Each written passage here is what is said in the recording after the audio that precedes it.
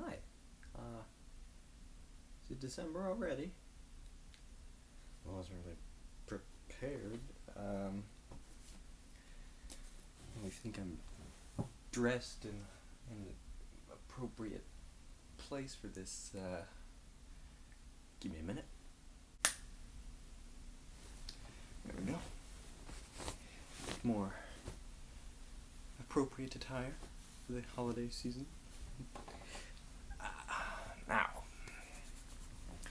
what sort of story shall we tell tonight? Oh, I know. I'm sure you all are familiar with the story of old Saint Nick, a jolly old man in a red suit delivering toys on Christmas Eve. Yes. But do you know where he came from?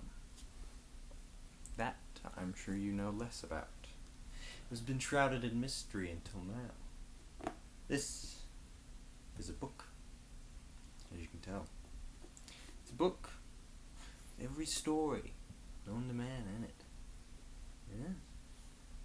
You must be wondering how I, a humble storyteller, came into possession of this magical book.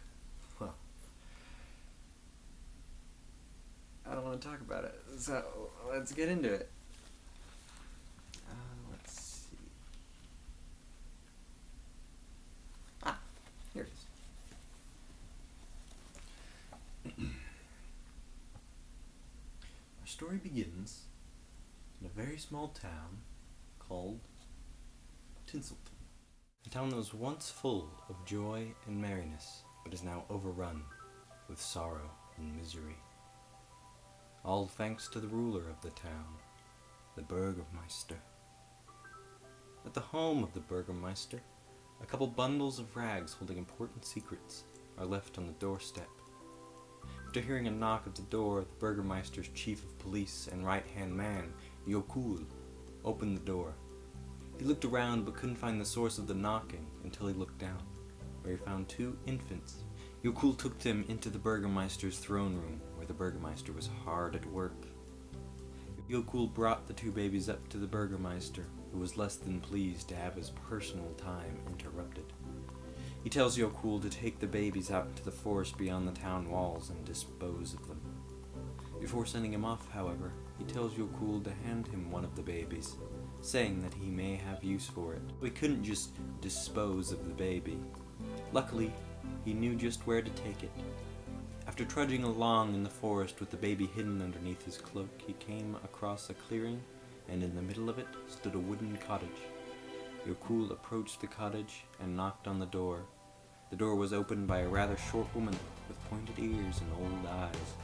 Her name was Alba, and she was less than pleased to see Yokul. He revealed the baby from underneath his cloak and asks her to look after it. Even with the rocky past between Alba and him, he decided that she would take the baby. But not for Yokul. She would do it so the child would have a happy and loving family. As Yokul returned to Tinselton, Alba stood there in her doorway and gave the child a name. Now, the name she chose is only as important as the name he was brought into, and that name is Kringle. The name Alba gave the young lad was Kristoff, or Chris for short. You see, the Kringles weren't just a normal family.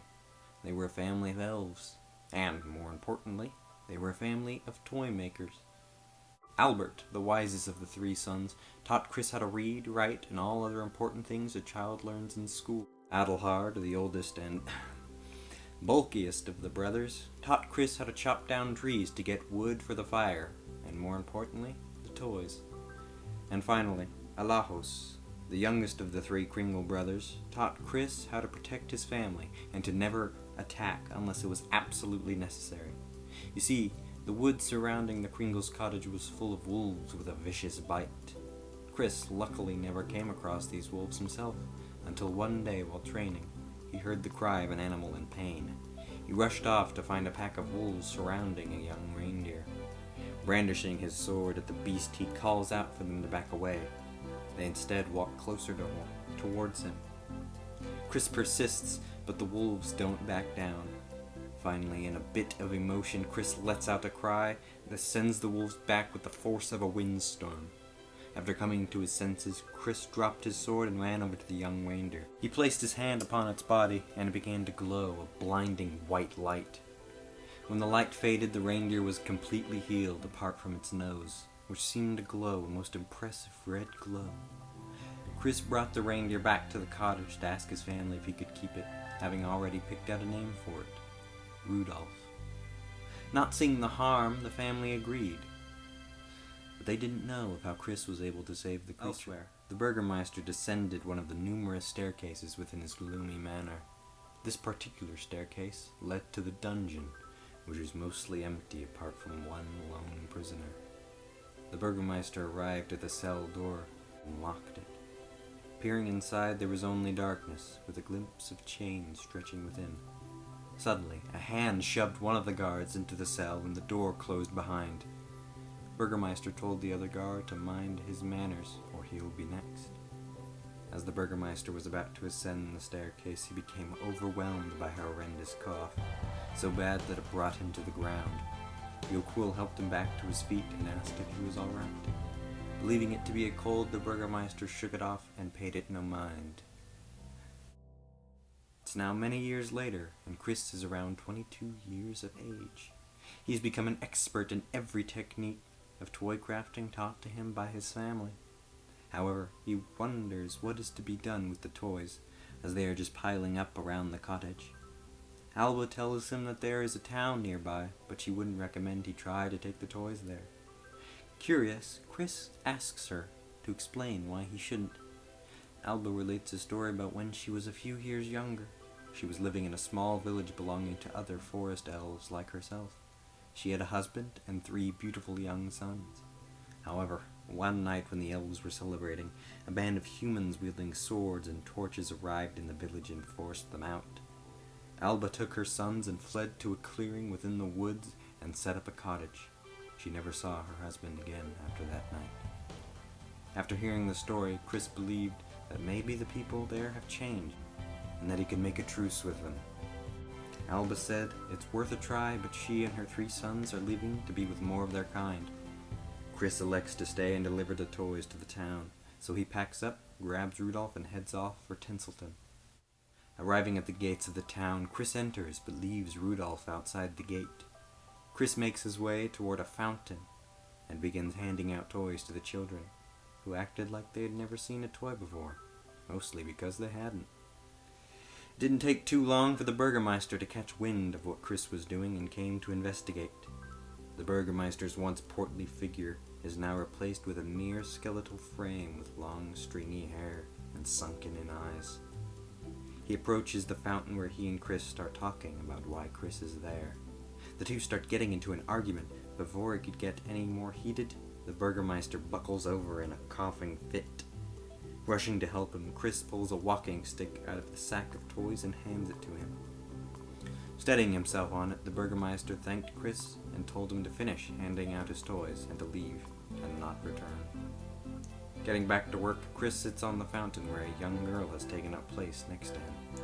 She tells him her name is Alea and asks if she could help him hand out toys. He asks why she wouldn't want a toy herself. She replies that she much rather prefers to see the joy of the children's faces. Allowing her to help, the two of them take a few hours to finish handing out toys. Afterwards, Chris took his empty bag, headed out through the gates, waved goodbye to Alea, and rode off into the woods on Rudolph. Back in the dungeon, the Burgermeister went to see his prisoner.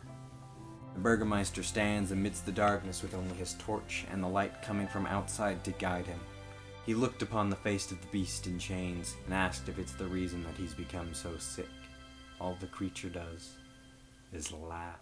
Within the dark cell, the Burgermeister asks his question again. The creature chuckles and says, "Of course, Alaric. Just as you have imprisoned me, I too have made you my prisoner." The creature then goes on to say that he will give Alaric his health back if he can supply him with fear, more specifically, the fear of children. Deciding to take the deal, Alaric gathered up all the toys that Chris had brought, threw them in a wagon, and lit it on fire. As the children looked on in horror, one lone child was staring from behind the house, away from the crowd. It was young Alea. She saw the ordeal and decided that she needed the help of one particular Kringle. She ran out through the city gates and into the forest. She thought that she would come across Chris, but instead she came across two hungry wolves that backed her against a tree. With nowhere to run, she screamed. A voice called out beyond Alea's scream, telling the wolves to back down. It was Chris in his big brown coat, wielding his sword. He took Alea back to the cottage, wrapped his coat around her, gave her some hot tea, and asked her why she was in the forest. Alea caught him up, and Chris got to work thinking of a way to deliver the rest of the toys without getting caught. After staring into the lit fireplace, Chris had an idea. He told Alea to tell all of her friends to keep their fireplace unlit that night, as he would climb down the chimney to deliver the toys. The next morning, Alaric was frustrated to see all the children playing with new toys. Believing that his first message didn't get the point across, he tried again, rounding up the toys, burning them. But this time, he told the children that if they were caught with a toy of any kind, that they would be sentenced to the dungeon for the rest of their lives. As Alaric was giving his speech, Yokul noticed one child not with the rest of them. The child was running up the gate in a hasty manner. Yokul decided to follow the child to see where she went. As the two made their way through the forest, Yokul got a pit in his stomach as he recognized the path they were going. Finally, they reached a clearing with a cottage in the center, and Yokul realized just who this toy maker was. Yokul rushed his way into Alaric's chamber, shouting for him to wake up. He told him that he had found the home of the toy bringer. He also revealed that he's the child that was left on his doorstep over 20 years ago. Blaming Yokul for all of his headaches, Alaric fired him.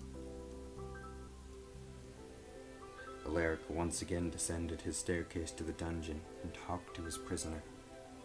This time, he asked him for help, saying that if he could help, he can get all the fear that he could ever want. The prisoner smiles a terrible smile, flashing his rotted, pointed teeth. In the cottage, Chris is putting the final touches on the painting while he passes the time until nightfall. Just as he was putting down his brush, he heard a noise outside. He put on his coat and sword belt and looked. He was faced with a small army of Alaric's men. Knowing that a fight was imminent, he draws his sword and goes to work dispatching the soldiers as painlessly and quickly as possible. He didn't want to harm them, he just wanted to subdue them. With the soldiers all unconscious, Chris surveyed the battleground before hearing a laugh coming from the trees behind him. Suddenly, a horned man in tattered clothing jumped from within a tree. He called Chris brother and said that it had been a long time since they'd been together. Chris was unsure what the prisoner was talking about. The prisoner picked up one of the soldiers' swords and the two went at it, fighting all across the clearing until they reached a frozen lake. The prisoner gained the upper hand by slashing Chris's stomach and slashing across his left eye. Stumbling backwards, Chris lost his footing, while the ice broke, plunging him into the icy darkness. Floating in the dark, Chris was awoken by a bright light in the shape of a woman. "You must rise, my Santa. Rise and defeat your brother Krampus," she said.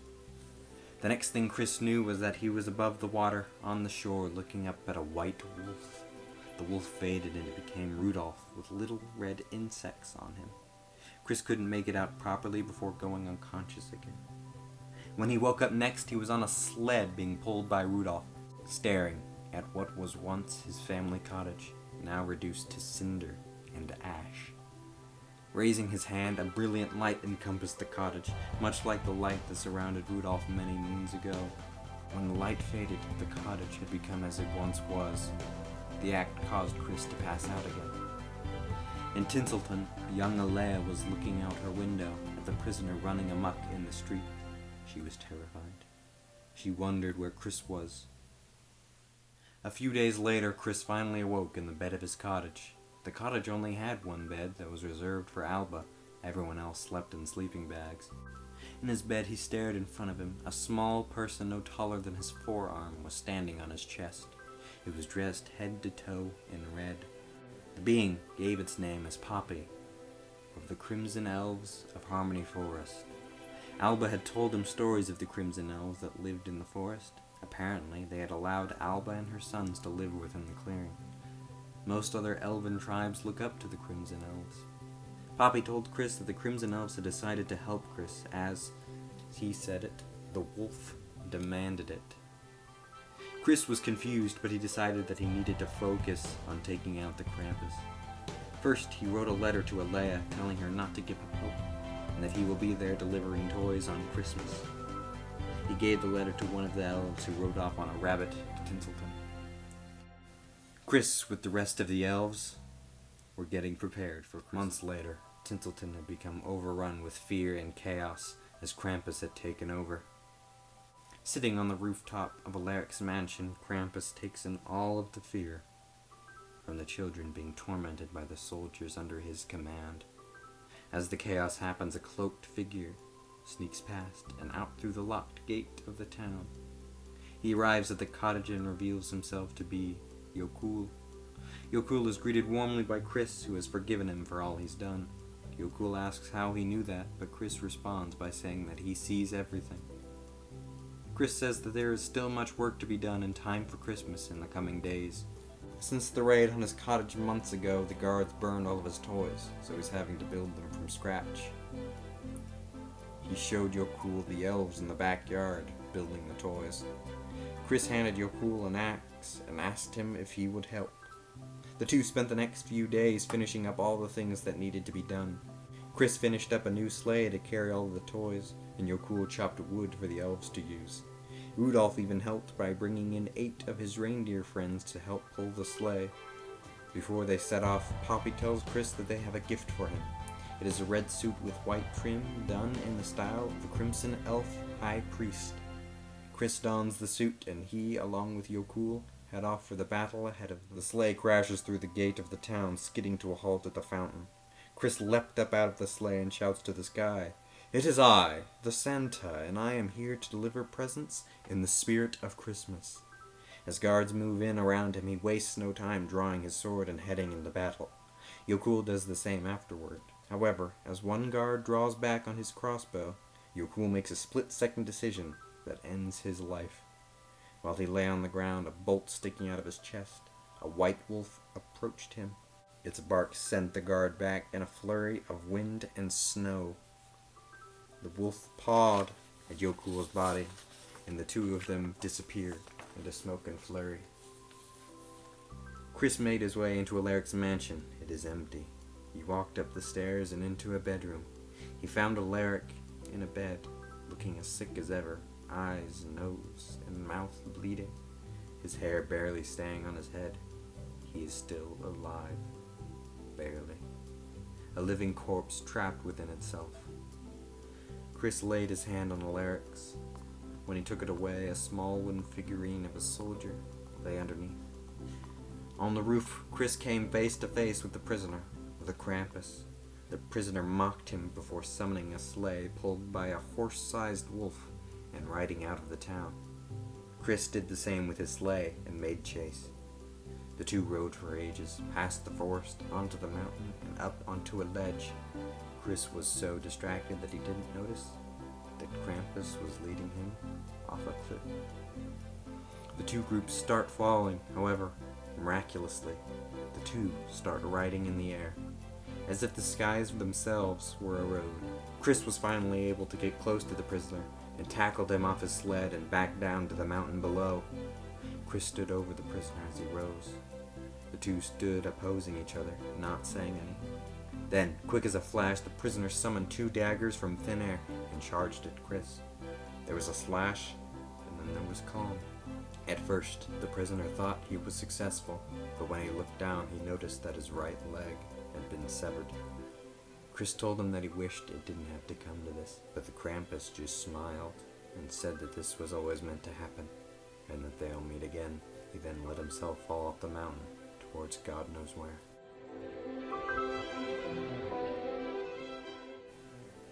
After his triumph, Chris returned to Tinselton in order to hand out his toys. But before the ceremony could commence, the Burgermeister had to make himself known. With the prisoner gone, he'd regained a smattering of health back. He begged Chris for forgiveness, but Chris told him he'd have to seek forgiveness from the children he wronged. Knowing he is beaten, he elects to leave Tinselton and never return. Finally, the celebration was able to commence, with Chris asking Alea to help him hand out all of the toys.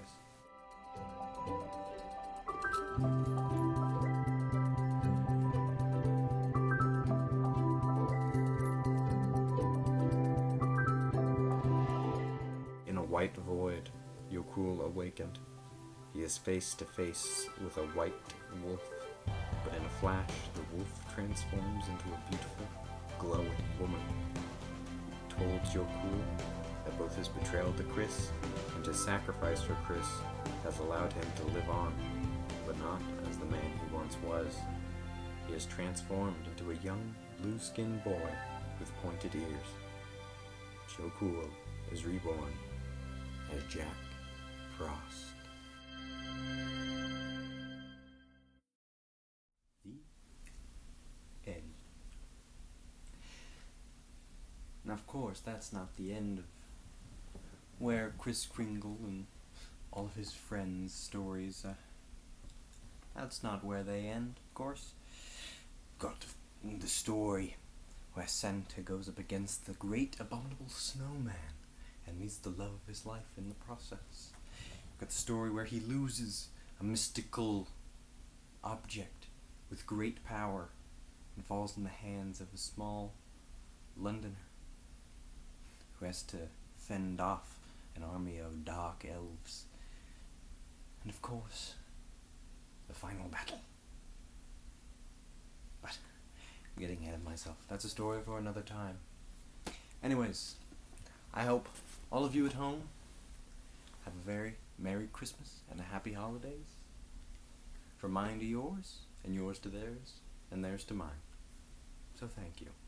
Happy Holidays.